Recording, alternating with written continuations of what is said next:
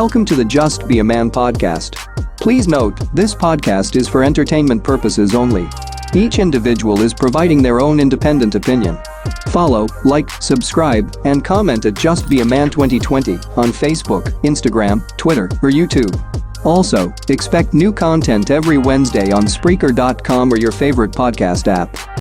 Welcome to the Just Be a Man podcast, where we offer commentary from a man's perspective. Freddie Gray, Sam Dubose, Philando Castile, Terrence Crutcher, Alton Sterling, Jamar Clark, Jeremy McDowell, William Chapman II, Walter Scott, Eric Harris, Tamir Rice, Sandra Bland, Michael Brown, Eric Gardner, Breonna Taylor, and the list goes on and on. These are just some of the people who have been killed by police in America. As we record this podcast tonight, protests are taking place not only throughout the United States, but in Europe over the killing of George Floyd, who was unarmed and handcuffed and had the life choked out of him for 8 minutes and 46 seconds by a police officer's knee in Minneapolis. I am your host for tonight, Charles, along with my brothers Stefan, Mike, and Wayne. And our thoughts and prayers and love are with our brother Chuck, who couldn't be with us this evening. Our discussion for tonight will focus on police killings. Joining us is a retired police officer. For the sake of this broadcast, we'll refer to him as Officer Charles. So thank you for being with us tonight, Officer Charles. We really appreciate you. Yes, sir. Yes, sir. Tell us a little bit about yourself and your experience as a police officer. First and foremost, hey guys, I'd like to give my condolences out to George Floyd and the family. This type of action should have never happened. My name is Charles. I'll give it to you, Charles Patterson. I'm a 20-year police retiree. I've worked with the city of Baltimore and Prince George's County and U.S. Capitol Police as a civilian instructor. I did 9 years on Motors Division, which is out of SOD, Special Operations Division of Prince George's County. I have did 5 years of actually recruiting and training, and I've basically recruited and trained and graduated over 500 officers. And not one time did we ever actually teach knee to the neck. That's a story we'll talk to down the road. I've been on various POTUS details, met Obama, and of course number 45. I care not to mention his name, but I have done extensive training in order to get that type of job, to get that type of clearance in order to help do a POTUS, what is called basically a POTUS detail. Got a wife, and between both of us, we have 4 boys. Other than that, that's just a little bit about myself. Hey, Officer Charles, real quick question. Where did you work in Baltimore? Eastern District. Okay. Down in the Eastern District. Okay. All right. Mm-hmm. Yep. I did that from 94 right up until 98. Okay. Matter of fact, if you ever seen The Wire, most of The Wire was actually filmed in the west side of Baltimore and east side of Baltimore. So what you kind of saw, if you ever seen The Wire, what you kind of saw in Baltimore City, hey, it was pretty well on point. It was probably 92 to 3% accurate, man. It was just that dangerous, just that bad. Oh, And we if went I to must we went to say, school. We went to school at Morgan State University. We know The Wire. Okay. Yep. yeah, and if I must say, is one of the best shows of all time for sure. Yes, it is. No Yes, doubt. it is. No doubt. Yes, it is. Agreed. So when police see these stories in the news, Officer Charles, about George Floyd, Eric Gardner, Sandra Bland, etc., what tends to be the reaction from a police perspective? Well, man, a few of us are heartbroken, angry, in disbelief, and to be honest with you, at a certain point, you actually be afraid. You actually get afraid because with the retaliation that at any time an officer is, could drive up to a 7-Eleven or going to get gas and, hey, something could possibly happen to them just because of what another officer has done. That's the sad thing about, being a police officer. Everybody basically kind of fits in one big barrel. Mm-hmm. Everybody kind of has that one outfit, regardless if it's blue, green, yellow, or whatever case may be. That badge may be totally different. The gun may be totally different. The officer may be black, white, whatever. But when it comes to things of that nature, the public has a tendency to kind of group us all together as a family. And with that in mind, man, it's painful for the good officers like myself when we see it, especially when it's uh, a crime, especially Mm-hmm. when you actually know that it's murder. There's a lot of different aspects of shootings and other police officers who have gotten killed, and basically you see that there's questions about it. Did he turn too quick? Did he turn too fast? What was in his name? What was the lighting like? Was it too dark? Was the officer has already taken a beating? He wasn't just going to take another beating anymore, and now all of a sudden shots are fired and people are down. But when you see stuff like what we've witnessed in the last week or so, nothing is ever taught to put a knee on someone's neck and put your hand in your pocket. That was a complete, honestly, to that. Now I'm only speaking for myself. First of all, I'd just like to say I'm not speaking for Baltimore City Police or Prince George's County Police or U.S. Capitol Police. I'm just speaking for myself. So at that point, when I saw that to me was basically a murder. So with that rage, man, uh, is it possible? So we have time, right? Yeah, Plenty of time to absolutely. talk. Okay. Yep. Okay. Let me try to explain in reference to officers per se that I've seen. This is no statistics. This is nothing that is technically is written down, but it's just something from my perspective in reference to the types of officers that we have seen, that I have seen, and a couple of my friends who are officers too, and I still talk to them just because we're retired. We still have that camaraderie, and we'll talk about the blue line and Charles. I saw some of the other questions. A lot of this will actually tie in with each other. Okay.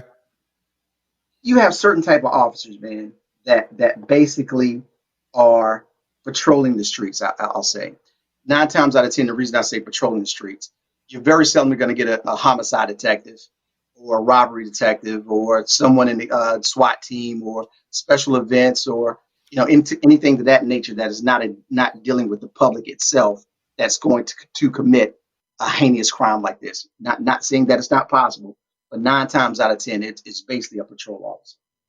Um, with that, you have what I would call your community oriented police. Those officers, man, are the officers who've grown up in the community.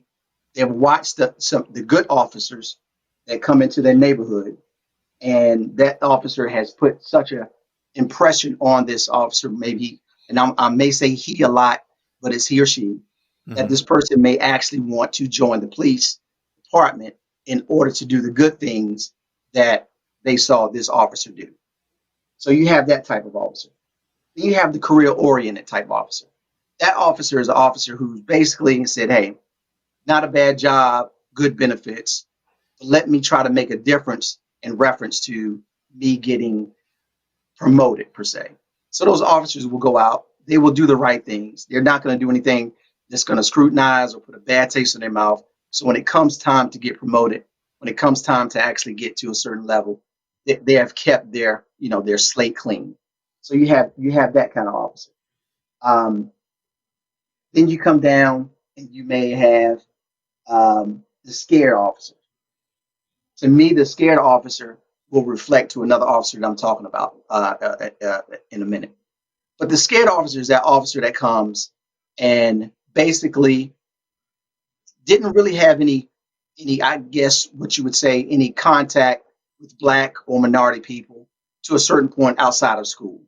Maybe had a job at McDonald's, um, never been in any fights, never have done anything reckless enough to say, hey, I know what kind of anger this person is going through. I know what this person has done, and I've seen it before, and now I can respond to it.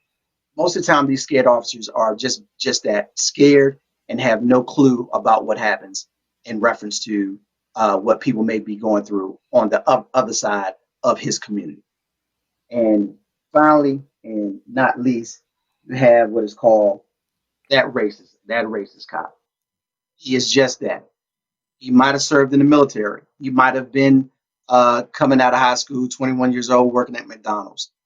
His parents may be in an organization that I care not to name, but deep down in his heart, in his soul, he has a problem with minorities, and he is that person that is far, far left in reference to everything that he sees has a meaning behind it based on color. Now, with all of those officers, man, um, they all serve a purpose in reference to the community of being police officers. And I want to say um, your next question actually falls entail to how these officers will interact with you once we actually go down the road. So I just wanted to explain to you guys those officers, and then I'll explain those officers down the road as we go through the questions. Okay, Okay. Officer Charles, this is Mike Thickman. How you doing? how you doing? Good, man. Good. My question to you would be the difference. I'm a 20-year vet in juvenile corrections. Okay, we okay, yep. We dealt we deal with them. We try to make a change before they get out there on the street and cause too much ruckus. We try to implement something. Sometimes it works, sometimes it's not. right, right. But the whole purpose of me being there is I like working with kids. I used to coach football, whatever. So I think I was a good, perfect fit for that job because no Okay. matter it's a tough job, but I go in there expecting the unexpected. But my question to you is, just like we have a mission statement at the job going in our first priority is kids, the police oath versus the blue code or the blue line. What are the Mhm. similarities and the differences, and if any, and how does it affect your moral compass? Because I know you got to work with some of these guys who don't necessarily follow that, or sometimes they tend to fall off the line when it comes to utilizing the oath and Yes. everything. Okay. The oath itself, as you well know, man, anytime you do anything in reference to a job, you got to sign papers and you got to actually adhere to what your job is basically trying to tell you what to do. So you got to sign contract, Right. whether you're a doctor, you got to be that person that's going to save a life, regardless of skin color, regardless of religion, or whatever the case may be. They kind of take an oath. You can go down the line in reference to different types of jobs that actually require a person to adhere to what the job itself curtails, right? So the oath for us is something sacred that you're saying at this point after graduation from the academy. This is something that is a bond to your heart and your mind that you are basically, I guess, I wouldn't say have to do, but it's a responsibility that after the academy, this is something that you basically want to do, and it's something to want well once again that you have to do. That oath requires a lot of, how can I say this? The oath requires a lot of changing of your mentality. Your friends have to change. Family members may have to change That is true. because within that oath, you can't go out and do the things that you used to do in reference to the certain parties that you would attend when you know there's going to be drugs. The certain people that you are in contact with, whether it's family or not, that oath kind of requires you to say, hey, I can't hang with you, man, because I know you're still doing the bad things. I know you're still robbing people or whatever. I know we're blood, I but understand. my oath is kind of requiring me, hey, if I mingle with this person, this is something that after I've taken this oath, this is something that I cannot and not supposed to do. Does that kind of put it on a broad scale for you in reference to what? Oh, Definitely, definitely, because your life right. is a life. Okay. If his life changes, so I agree. E- exactly. Now, the blue code.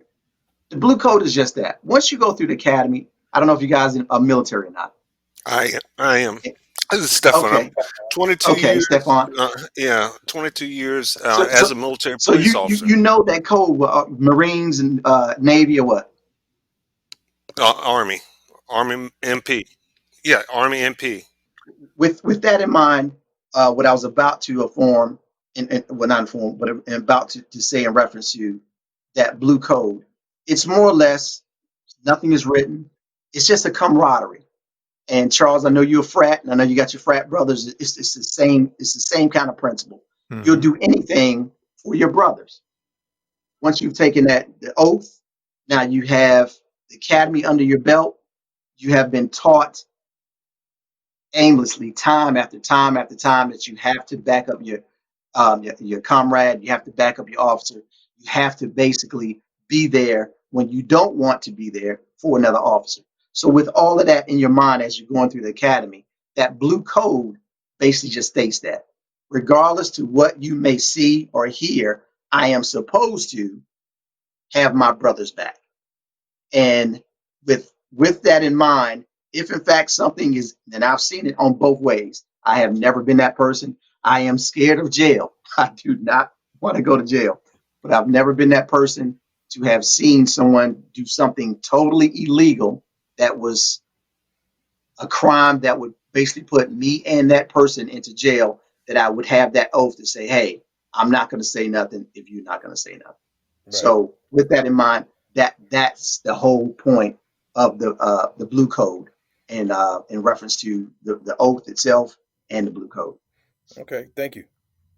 Yeah, but we often hear about this blue code of silence, Charles, Yeah, as it right. relates to, police brutality, for example. Hmm. Let's like pick apart this particular case that's in the news right now. Okay. All right, we're talking about obviously this George Floyd situation where there are four officers present. One has their knee on his neck, a couple of others are on his back, one is just Hmm. standing there. Obviously, this man is in dire straits, right? He is in a situation where he can't breathe. Yeah.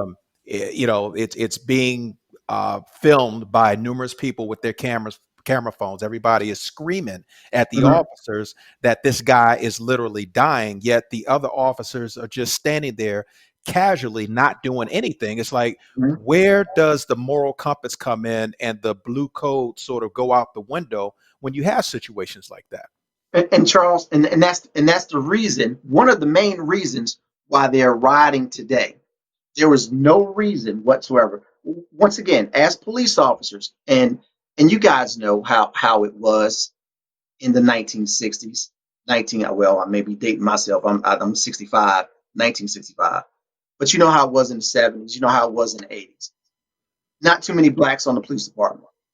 And basically, with that in mind, the blacks kind of stayed to themselves. White guys kind of ran everything. Once again, I don't want to make this a racial thing. I don't want to be militant, but hey, it is what it is on reference to what I have seen and what I've been through. The white guys have a tendency to do what they do, and everyone else is supposed to kind of watch or hear. And if you believe in the code itself, the blue code, you're supposed to keep your mouth shut. But with the oath itself, the oath that we take, police officers not only police the civilians, police officers are supposed to police themselves. With that in mind, you have to take that circumstances and look at it and say, what the hell? I don't understand that. With everyone that you saw on that videotape, I can't really tell you if that was a blue code thing or a blue oath thing, or if the guys just got stuck in a rut and didn't realize what was going on. But with us and the way I have been the last 25, and my son is a police officer too, we have been taught, you got to understand, if you're doing something bad and I see someone's about to get hurt because of your actions, I must step in as a police officer. Blue code's supposed to go out the blue code is supposed to go out the door, and that's what I didn't see in that situation. um Training, once again, I don't know what Minnesota, what kind of training these officers had, what they did or did not see, but with that in mind, everyone knows there's no training. I can ask a civilian, and they probably give you the right answer. Is it any type of training where you can put your knee on a man's neck and put your hand in your pocket? There's no type of training that I think anyone would agree with. Oh, I think that's possible in say Nevada. I think they train that in Syracuse or whatever the case may be. So to answer your question, Charles, with that, in reference to all of those guys, every officer that I've talked to, my son, other people that I've talked to, we're just mind boggled about the whole thing. Like, where did the communication break down with at least just one of those officers to say, hey, bro, that's not right. Right. And if that would have happened, then maybe we wouldn't have this community, this conversation that we're having today. So I can't really answer your question on that. That even the blue code is not going to let you have that type of, I guess, anger or racism in your body, and knowing that people are actually having cameras, that most likely you're going to get caught in that situation also. So I just can't seem to answer that question, or anyone who I've asked about this situation can answer that too. Why didn't someone say, hey, even though you're choking him out, you have your knee on his neck for 7 to 8 minutes. All right, you've done your damage to the guy. You're the man. All right, now it's time to get up. But to let the man die and then stay on his neck after that, Charles, Wayne, Stephen, Mike, I cannot answer that whatsoever. I've never seen anything that bluntly in reference to a crime of just what it was. It was just horrendous. Indeed. Officer Charles, this is Stefan. Can you hear me? Yes, I can hear you now, Stefan. Okay, great.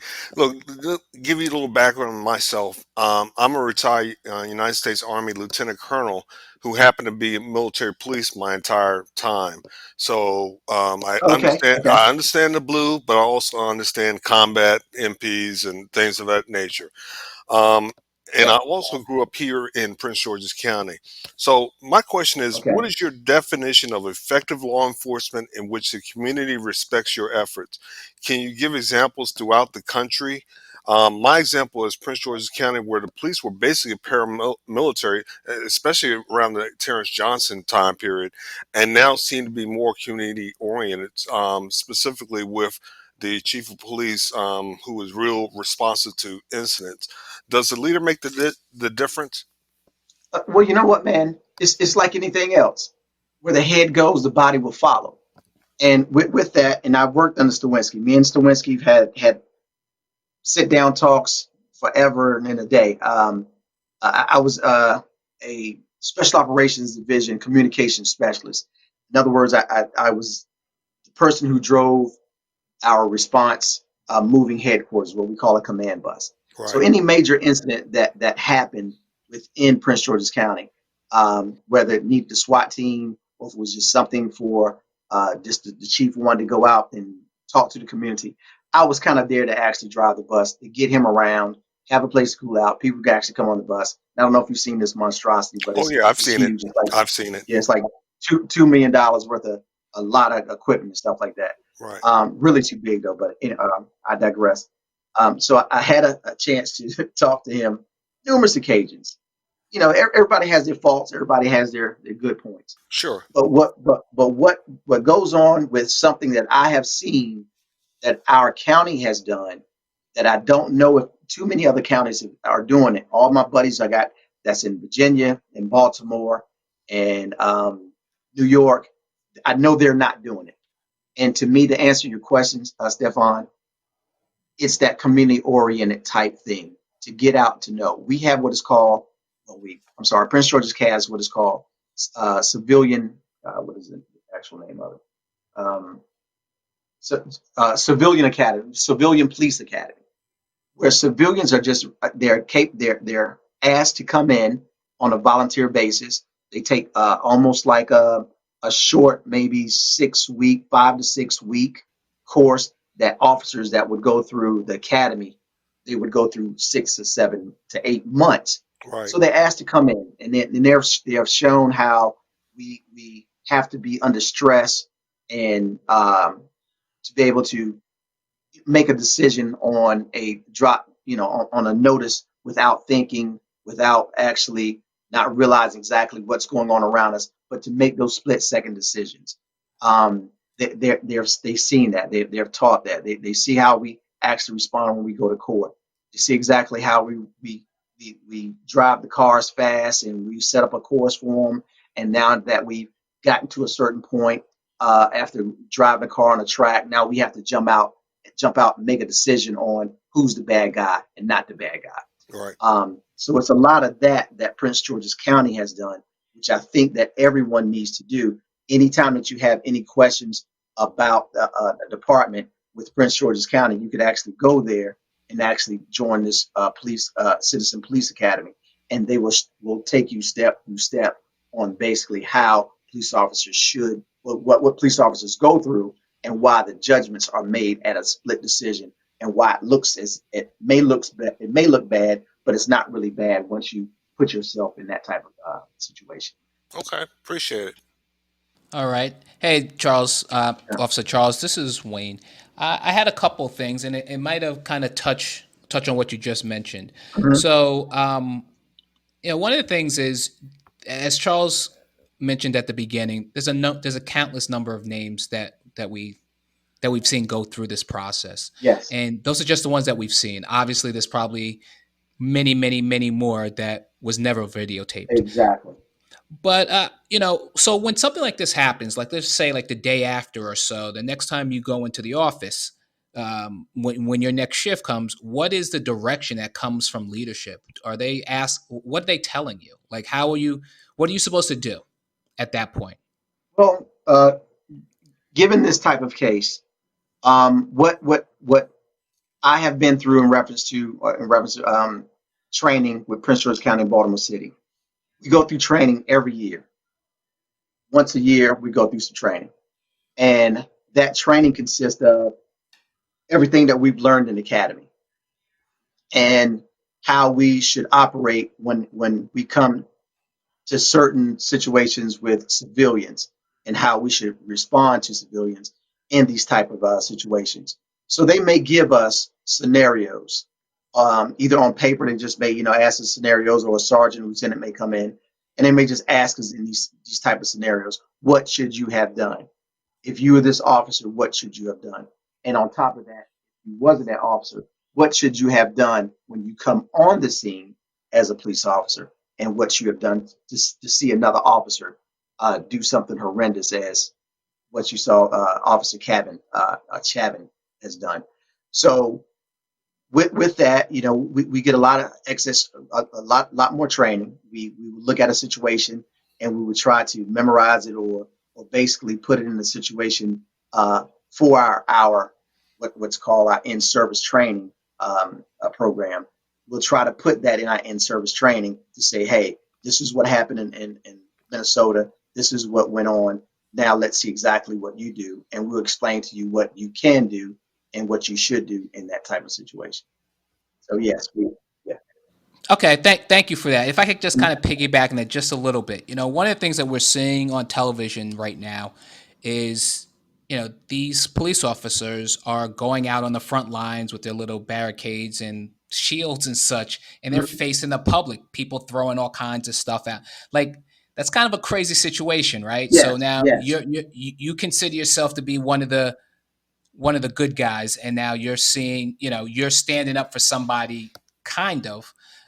It looks crazy, right? So all the anger is pointed at you, or as the police as a whole, and you're like kind of in the middle. Let's say you're a person of color, you're a minority of some sort, and you're Mhm. looking eye to eye with somebody else who's spouting whatever they're spouting, and you're kind of in agreement with them. I mean, that's kind of crazy, right? Like, Yes, is it that is. like, have you ever been on that front line, like looking into the eyes of someone that you kind of agree with?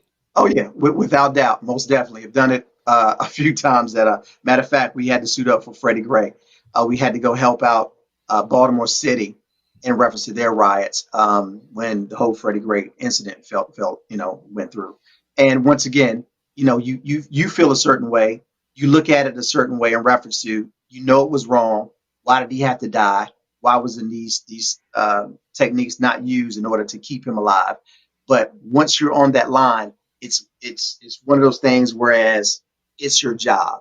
And when you're in the academy, like anything else, you're taught that once you suit up, once you're in this situation, you're following orders, regardless of what your beliefs may be, regardless of how scared you may be, because I've been there and I've been scared. It's something, like I said, I want to say, Stefan, I want to say you were in the military. Yep. It's one of those type of aspects of your mind that, hey, I have to suit up. I don't agree with it, but this is part of my job. Officer Charles, That was like half my deployments. I felt that way. okay. Yes, yes. Yeah, it's Mike. My question is, one of my questions is, what do you think? What was the message when when the police officers, the state police or whatever it was over there in Minnesota, when they arrested the CNN crew? What kind of message did that send? Because it felt. I mean, you had the anchor person on talking with him, and the whole thing transpired. Did that solidify what actually was going on? It if you want to say, I don't know if you guys seen it or not. Once again, I know we're not supposed to is not supposed to turn into black and white, but it is what it is. If you just saw the police officers there, whether it was the state police or the city police, or hell, I even say the National Guard. If I saw a white person there, I had no clue. I mean, I'm sorry, if I saw a black person there, I had no clue. So that to me, that department basically needs a revamp. And believe me, not I'm not the only one that saw that, and I'm pretty sure that some other people will actually see that. But you can tell that at that moment in time, that when they said we want everyone moved, only thing I think that they saw was a black man with a hood on. No more, no less. To me, there was racial. There was no reason, especially after he told the officers, "Hey, man, I'm with CNN. I'm just doing reporting. If you want me to move, I'll move." And Right, he was trying to let them know, hey, and they were not having it. right. He And was what I think they cooperating. got, Right, and what I'm thinking, the guy actually said that he was held, I guess, in a holding area for almost 30, 35, 40 minutes until they actually ID'd him to let him go when he had his credentials in his hand. it And was I'm pretty closed right sure there. Right, exactly. So to answer your questions with something like that, man, there's a lot of recruiting that needs to take place. There's a lot of leadership that needs to be revamped in that area. Like I said, I'm not. If only white folk go out to be the police, what will you have in the police department? The right, white police department. Something has to be done across the board, everywhere. That blacks need to know that the police department is as a whole is not out to get you, but you got to understand that you have to join in reference to try to change that mentality. You have to be one of those officers who want to serve, who want to serve their community, who want to make rank in order to move up the channel, in order to make changes. Because that's the only way you're gonna on the street as a street cop. It's hard to make changes on the street cop, but once you start making lieutenant and making captain and making major and making a lieutenant colonel and making full colonel, making chief. Now you have that ability to make change, and I think that's where Minnesota is as of right now in reference to trying to make changes that they need to make change, just even based on them just putting their hands on a CNN reporter, all because he was black. right. Yep. Now, Officer Charles, we talked a little bit about the blue oath, right? And Mhm. we talked about the fact that there are different types of police that come into the force, and Yes. different backgrounds and things of that nature. However, if there are only a few bad apples, why are the good police, at least from the outside looking in, appear to be sitting silent and not necessarily checking this behavior? Or is it being checked and we as the public just don't necessarily see it? Once again, we go back to that brotherhood, that whole brotherhood thing, that bad apple. You know as well as I do, even in the workplace, birds of a feather flock together.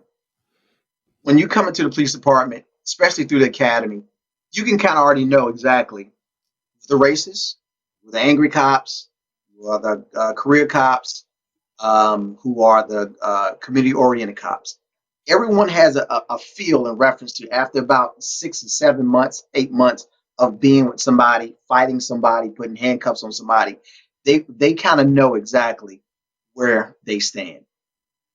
The sad thing about these bad apples, man, is that until they do something horrendous, You can't just say, "Hey, this guy over here, Johnny Blue, he said some racist stuff. He's always doing some racist stuff, and hey, I don't know. It's going to be overlooked. It's just going to be, hey, Charles, you know your place, man. You know how he is. Don't worry about him. As long as he doesn't put his hands on you, you okay." Kind of goes down like that, just to a certain degree. Mm-hmm. Until that officer does something as crazy as Officer Shavin did, then that's when he's actually pulled out that bucket. It's hard for us. We know it. If it's another thing in reference to that whole blue code and the code of silence. If you're that person who comes out and says something, one or two things may happen to you. You might get transferred. Depends on who you talk to. It's not like we have that kind of HR department like most of every department, every company in the world has. If someone is doing something and you tell on that person and they can validate it, then that person may be removed or something may happen to that person. But with the police department, it's almost like now you're the bad guy. You're running your mouth. You're telling on people. You can't be trusted. Don't trust Charles. He'll stab you in the back. Here come Charles. Guess we better go. It's that kind of mentality. And I've seen it. I've seen it 1,000 times. And with that bad apple, until that apple does something just totally wrong, it's hard for a good police officer to actually get something done about that bad police officer until he crosses that line. And that's the sad thing about it. I've seen officers that I've worked with that have told me straight up on midnights, if I got to be up, they going to jail. Straight up. Just we're coming out of roll Damn. call. And we're coming out of roll call and that's been said. And I'm like, wow, that's how it's gonna be. So I know not to hang with that guy. Make sense? And you spread that Yeah, I kind of, got you. you I get talk it. to your other boys Oh, and I shit. get it. You talk to them and say, hey man, this dude, man, guess this dude. Ah man, don't worry about that dude, man. He's just a racist. And it kind of goes through, the web and he gets loose until he does something very, very wrong. So yeah, Wow. we see him, Charles, and we try to respond, but hey man, it's kind of hard. Understood. Yeah. This is Stefan again. The Uh-huh. military is basically a smaller capsule of the United States, and we have bad soldiers as well. Every once in a while, you have bad soldiers, bad airmen, bad sailors, bad Marines, and we try to weed them out. I mean, we do weed them out because of strong influence from commanders. But we also have to have the law behind us. My Yes. question is, my question is, one of the challenges I think we're seeing with bad policemen are weak district attorneys. We know we Yes. have strong district attorneys right here in Prince George's County, Montgomery County, places like Mhm. that. But you have weak district attorneys or ones that are unwilling to punish bad cops. What do you think we can do besides voting to make changes so that bad cops stop being bad cops? Well, it has to start with recruiting. The ones that are in there now, they're kind of rooted in. Makes sense? Until Yeah, once, just like you said, unless you have something, you just can't go up and say, "Hey, I think he's racist." Oh, I saw a swastika on his back. I think I saw whatever you say is got to be proven. And of course, with our Bill of Rights, man, it's as you see with a police officer, and guys, outside of you just shooting a guy with his hands up and he's turned around and he's on camera, and the officer pulls his gun and just shoots a unarmed man in the chest. That's about the only time he's going to get fired. There's one thing that's the thing that needs to change in reference to being police. You guys know that if you come in late 3 or 4 times, your supervisor may tell you, "Hey man, you come in late one more time, you fired." Mm-hmm. Well, Absolutely. the police department doesn't work like that. And I think that's one of the things that needs to be changed also. But it starts from recruiting. These bad apples we have in now, I'm pretty sure that most of the kids today, if they're not saying something, they're letting their cameras and their cell phones say something for them. But it absolutely. when it but it has to start with recruiting on how we recruit, where we recruit, certain answers that we actually ask the recruiter that's coming in, That has to be revamped and that has to change because we're not asking the right questions. And these guys are getting in. I'm serious. These Klan members, these skinheads, these white supremacists, they're getting into the police department and they're learning our tactics and they're passing that stuff over. So it has to start with recruiting on how they get in. Once they get in, it's almost like finding a tick on a dog, man. And even if you don't pull it right, its head still is going to be embedded. Wow. Yeah. Well, Charles, let me ask you this. Yes, go ahead. Of course, we don't envy police at all. We know that you guys have a very difficult job, especially when you have to respond to so many false reports. Now, there's been something in the news recently. There was someone had an incident in Central Park, New York, where, Watching birds. yeah, exactly, where a lady Mhm, was making a false claim against them. Now, mhm. I know someone personally whose ex-wife lied and said that she was being abused and threatened in an attempt to basically ruin her ex-husband's life. Right. So what is the protocol when the police show up to a scene like that? Right. Well, that's just it. The questions have to be answered. But here again, once again, depends on where you are. If you're in an all white neighborhood and everyone's white, the suspect is black, the victim is white, the police officer is white, and it's a small community, it's going to be pretty bad for the brother. Does that make sense? Yes. It's Oh just yeah. one of those things. But in reference to, we'll go to Prince George's County. It's just a mere fact of because it's one of those things that you have to do some investigation. You have to ask what. You have to ask why. Once you actually get there, of course, we always ask for ID and who you are and what may happen. Um, with the complaint itself, we have to verify the complaint. We're supposed to verify. We're supposed to either call the lady back, ask them what she actually saw. Is she willing to actually come to court if, in fact, this person has done something bad? We have to tie all of that together in order to make a good case. But in reference to this whole thing where people are calling the police on black folk just because they're black, though, that has to stop and that has to be investigated. And once again, like I said, it starts from the leadership down. So to answer your question, investigate, investigate, investigate. That's all I can say. Instead of putting hands on each other and going there, then all of a sudden it turns into a bigger scene, and now you're arresting the guy for not even the violation that the lady's calling him in, but now you're arresting him for um, uh, uh, trying to avoid an arrest or something to that nature. Right. Hey, Officer Charles, Yeah. this is Wayne again.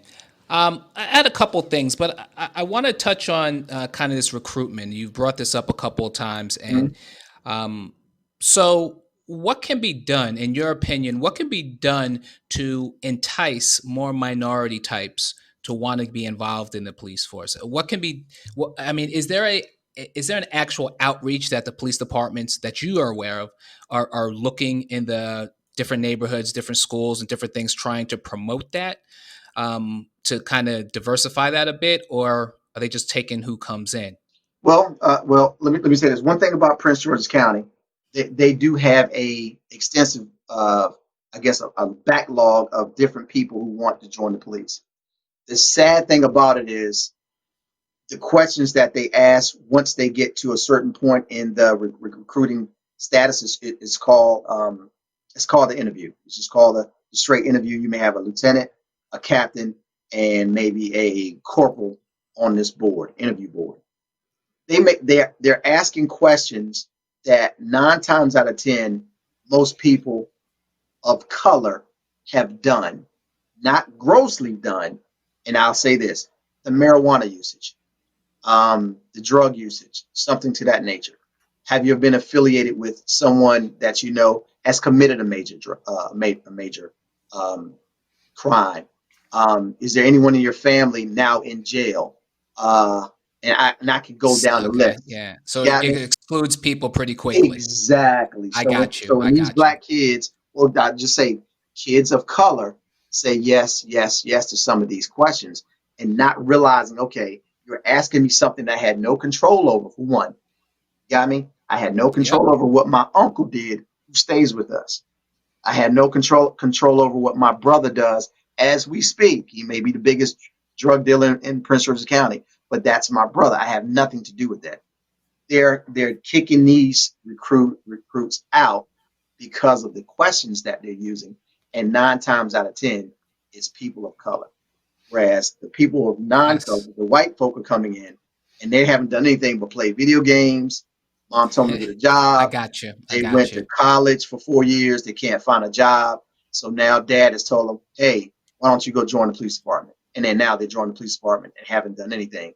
But that's the whole rolling stone behind racism, police brutality, and everything else. Now they're one of those two cops. Either they're the scared cop or they're the racist cop. And now they put in a situation that the black kid has seen. He's seen fights. He's seen drug deals. He's seen domestics. He has seen all of these things that would make him a great candidate to join the police department because that's not a stranger to him. Black folk chilling out on the corner, that's not a stranger. That's not strange to him. But for a white guy to come through a community and there's 5 guys kneeled over and they may be shooting dice, he wants to shoot up the world because from what he gathers, that's a bad call on black folk doing that. Does that make sense? Yes, sir. Thank Okay, you. okay, Thank you, Officer Jones. okay. Officer Charles, this is Mike What's again. up, How you Mike? doing? I got a question. The psychological testing, Yes, is that how many times a year is that just done? once. Just once. Just- So you get the psychological testing to go through to get to the academy or whatever, but that's it. So there's not like a random testing that they would do throughout your nope, it career. sure isn't. It sure is. Wow. And you know what? I That think yep, and right, that's something that was kind of brung on the table before I was leaving. Also, exactly, right, because you may come in with a clean slate and you want to learn and you want right, to do everything. But once you've gotten to a certain area and you're dealing with the same type of public and you're not the same color of the public that you're right, dealing with, it plays on your psyche. It plays on your mind. Now, when you go home to your people and there's no one of color there for you, now you're looking at everybody that you may come in contact at the grocery store, at McDonald's, at the gas station. They all fit that right, criteria. So yes, I right. agree with you 100%. That needs to be done. Yeah, Needs to be done. Yep. because I know that there's good years and we have bad Yes. years. And those bad years, but depending on a group disturbance or a lot of physical restraints or whatever the case may be, um, your anxiety and a lot of that stuff increases.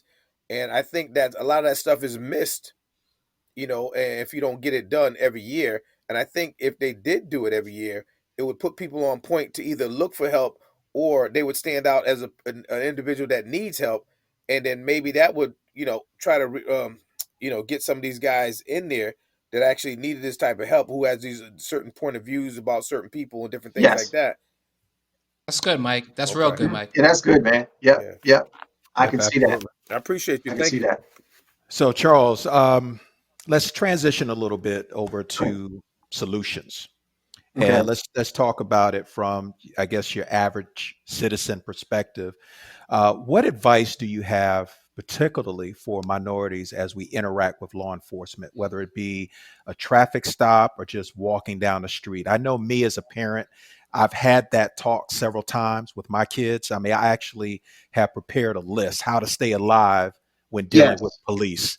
And So, what would you say about that? and Charles, you hit it on the head. Stay alive.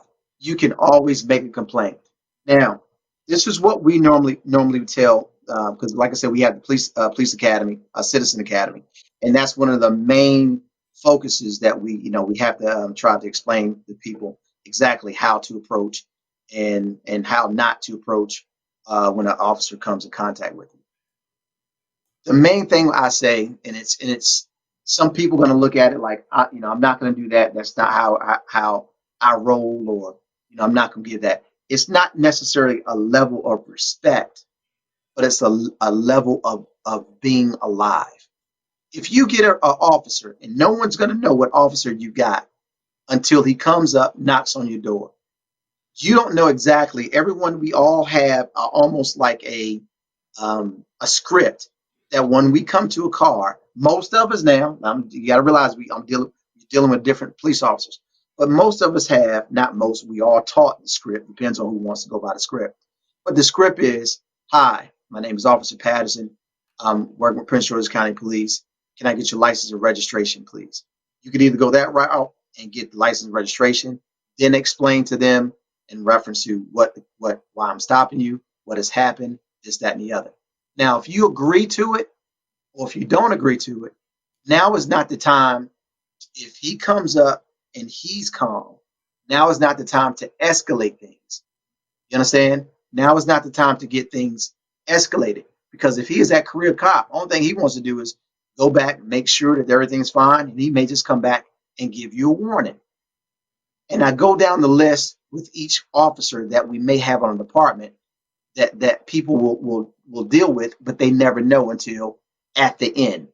You may get the scared cop. He may just be so nervous, but he's lacking in performance. In other words, he comes to work, he doesn't want to get involved. He may be just that scared that as long as you do what I asked you, and I get license registration, this is what you did, yada yada yada. He's good to go. He writes a ticket or he writes your warning, and he's gone. It's been one of those things, and it's kind of a fine line where how you ask a question, why you're asking the question, and your tone of voice when you answer a question. I have stopped hundreds and hundreds of people, and my tone basically never changes. I save my little script. Hi, I'm Corporal Patterson, Prince George's County Police. Ma'am, you ran the stop sign back there. Can I get your license and registration? If everything checks out okay, we'll see in reference to writing a warning or a ticket. That's it, just that line. And some people will say, okay, Officer Patterson, and I'm looking and I'm watching, I get the license, I get the registration, and I go back, run them through the system, and if everything's fine, I write them a warning, have a nice day. Oh, and you get the smile of the day. Thank you, thank you, thank you. Oh, God bless you, you're a good officer. I'll go to another car and say the same exact script because I'm working in that same area off of Church Road and Central Avenue. And I get the same thing. And then all of a sudden, what the F are you stopping me for? You got better damn things to do. You always picking on y'all guys always. And then now you have made a decision in reference to how I'm going to respond to you in reference to either a ticket or a warning or even possible an arrest. So I tell everybody, if the officer comes up to you and he's in a calm mode and he is actually there to actually either give you a ticket or warning, you never know. Why not you be that calm person? Why do you have to ask why is he stopping and this, that, and the other? If you feel that he's wrong, you have your day in court. Take your day in court because you live. If in fact he's that asshole and he comes up, he belittles you the whole nine. Now it's time for you to stay calm. And you can call if you got a phone. If you still want to record the conversation, if he's telling you, put the damn phone down, get it out of his face, put it down, but you still can record. The only thing we don't necessarily need, the whole facial thing, but as long as we can hear in the background, a case still can be made. Just put the phone down. You give him the license and registration. Let that happen. If in fact you felt as though he said something demeanor to you, your civil rights were violated, you now have the recording, what he said. You can stay right there, call 911 and ask for a supervisor. Supervisor comes out. If you want to make a complaint, you make a complaint. Or if you feel as though you want your day in court, take your day in court. That's the only thing that I say in reference to everyone that comes in contact with the police. We're here to stay alive. If you want to agitate a snake to bite you, 9 times out of 10, he's going to bite you. If you let him be and let him go, nothing is going to happen. And that's the advice that I give to my kids and other people in reference to how to deal with the police. Stay calm. And as you guys see, some of the videos, don't get me wrong, even though the police officers have no right to shoot a person just because he's yelling and cursing, but why take it there? Just be, I'm not asking you to say yes, sir, and no, sir, and that. Just yes and no. That's it. Okay. Okay. Yeah, that's real good. Yeah. So thank you, Officer Charles. Hey, I wanted to kind of elaborate on that just a little bit. Okay, So, go ahead. Go ahead. we're all in our 50s here, and so like today, I think I'm a reasonable citizen. But if I'm driving down the road and a police car comes up behind me, I don't know who's in that. I don't have to be doing anything. I'm a little shook. Yes. I'm gonna say that. So, what about these young minorities that are out there, right? So Hmm. let's just say you're a 16-year-old kid. Maybe there's four of you in your car. You got the music on loud or whatever, and you're a new driver, right? So you haven't had Hmm. a whole lot of experience, but now you got four. I don't know, four 16, 17-year-old kids, and what advice would you give them, like when they get pulled over? Because it's not just about the driver, right? Because you can have rowdy friends in the Oh, yes, back or the yes, passenger, and then exactly. they can mess the whole thing up. So, like, Yes. what would you say to them? Once again, it's that level of it. I don't want to cross the line. I don't want everybody to say, "Oh man, he wants you to respect the police." To some degree, if you want to call it respect, or if you just wanted to say have good manners, I don't care what you call it. But it's that whole thing. Who has the upper hand in this moment? Once he pulls you over, 9 times out of 10, unless the guys in the car have a whole nother aspect of what they're doing tonight, and if they got guns, whatever the case may be, but we won't use that scenario. We'll just use the scenario you just gave in reference to 16, 17-year-old boys in the car having fun. It's that whole thing of he's stopping you. If he's cool and calm, you stay cool and calm. If he's irate and he wants to get irate and he's pulling people out the car and he's yanking people and pulling them up this to the car and taking them out and roughing them up or whatever the case may be, there's no reason to hint for you to make him even more upset to what happens because you still have that right to make a civil rights complaint. You still have that right to call another sergeant or another officer there on the scene. You still have that right to record the scene in reference to what's going on. So don't take it to the level where now all of a sudden Mike has gotten shot because of someone else acting stupid. Try to keep the scene as cool as calm as possible. There's no reason to get this if he's that tiger. There's no reason to rile him up even more than what he is. My whole thing is make your complaints in court, put it on paper, put it on recording, get a lawyer. In that case, everybody lives. When he leaves, you are still alive. That's all. Yep. Which Charles, let me tell you how Uh, detailed I get with my kids. uh, And I really get down to the details. One of the things I tell them is to obviously, never have illegal substances in the vehicle. yes. Do not drive with loud music. Never leave the store without a receipt, no matter how Hmm. small the purchase. Hmm. If pulled over, always go to a well lit area. Yes. Have your license and registration out and ready to hand to the officer. Yes. I say no sudden movements. Uh, Yes. be overly respectful, even if the Yes. officer is disrespecting you. Yes. I tell them to have their cell phone out and away from their body. Uh, Hmm. if it rings, don't reach for it in the Yep. presence of a police officer. Hmm. I say never leave the house without ID. Hmm. Um, those are the, detailed sort of discussions that I have with my kids. Am I Hmm. on point, or do we need to even go further than that? Charles, you hit everything on the head. That's exactly it. Look, let me just say this in reference to saying respect the police to some of these youth that we have today. Charles, me and you basically lived across the street each other. You knew how I did my kids, and I knew how you did yours. It's just the mere fact that other parents don't do that. Hell, for as far as I'm concerned, either they may be even already locked up or getting locked up or coming out of jail. They're not teaching their kids that. And those are the ones, and I hate to say it, and I don't want to put anybody in a barrel, and I never want to victim taunt in reference to, well, he got shot. What did the victim do? I never want to be that person. So my thing is take yourself out of that situation. Do exactly what you just said, Charles. Have everything prepared. If you want to be yes sir, no sir. If you want to be yes or no, don't take it to the level of what the F you stopping me for? Why you got to be stopping me? Why is this, that, and the other? Have everything prepared, everything that he's asking for, give it to him. If he's writing your ticket, take the ticket. He'll tell you got your day in court, take your day in court. If he gets irate and throws something at you or calls you an N-word, whatever the case may be, stand your ground there, call 911 again, call for a supervisor. But once again, the thing about it is staying alive. And that's the whole point of a traffic stop in today's society with what's going on. Do whatever you need to do in reference to stay alive. Don't keep poking at the bear until the bear strikes. Now it's over.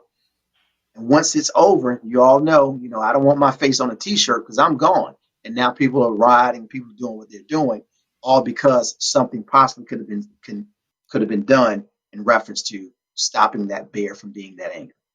But yeah, Charles, you're exactly right. Yep. Hey, Officer Charles, one quick question from me. This is Stefan again.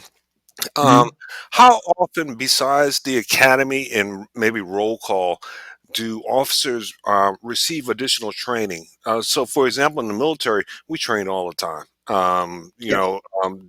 At least once a week, we're going over something for an hour, 2 hours, 3 hours, whatever it takes, so that our military police have the opportunity to learn something new, or a new technique, or a new way to approach a situation.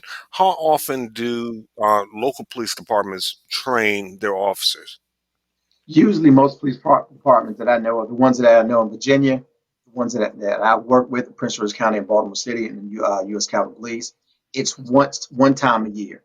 And the reason behind that is trying to get Wow. 50, 50 to 100 officers at one time for a whole week of training off the streets. If your department is already small, so say if you have, a department of 500 to 600 officers, and now you're pulling 50 of those officers off the street, that kind of leaves parts of the street in reference A gap. to not being covered. Right. So it depends on your department, but 9 times out of 10, man, every department that I know, we all have what's called in-service training, and Mhm. that's once a year. Yep, just once a year. Do you think maybe by increasing the amount of officers, you could get more training? Because training leads training typically leads to less incidents on the road. Yes, yes, without doubt. And you're exactly right. But once again, there's always a political and a money factor in everything. And with that Right. in mind, you can't. It's hard for a chief to say, "Hey, I'm down 500 people, and I need 500, new recruits to go into the academy."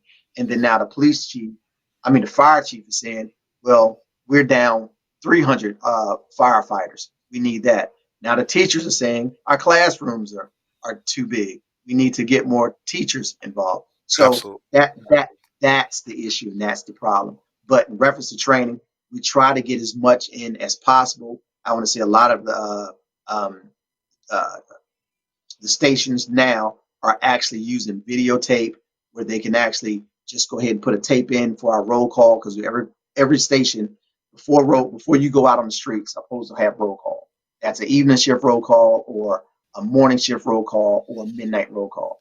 And if some training is going to be given, just to say in reference to, say, let's say in reference to George Floyd's case, on what we shouldn't do and how we should be trained. And don't forget, we don't put knees on neck.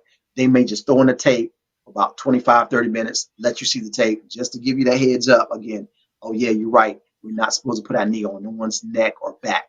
That's what we're supposed to do. So they're trying to get that, but it would be lovely, man, to have training, 2 or 3 times a year. Lovely, absolutely lovely. Okay. Thank you. Yep. Well, Officer Charles, you've been extremely generous with your time, and we greatly appreciate it. Now, before we wrap up, uh, do you have any other, sort of words of wisdom or advice or final words with regards to this subject matter in terms of perhaps what can be done to prevent it, maybe from a police perspective, even from the average citizen perspective? I mean, what can you offer us in closing? Well, let's go with excuse me. Let's go with the citizen. I mean the police officers first. Officers need to know that at any moment in time, they are policing themselves, they are policing the citizens, and they are policing citizens. Police officers. If at any time you see something that is wrong, you should step in. At any time that you're doing something wrong, you shouldn't be surprised that some other officer has stepped in. We need to police ourselves. We need to be that person bigger than this whole blue code and thin blue line. We need to be bigger than that. And not just for the person that we apprehend or for the victim, it's for ourselves.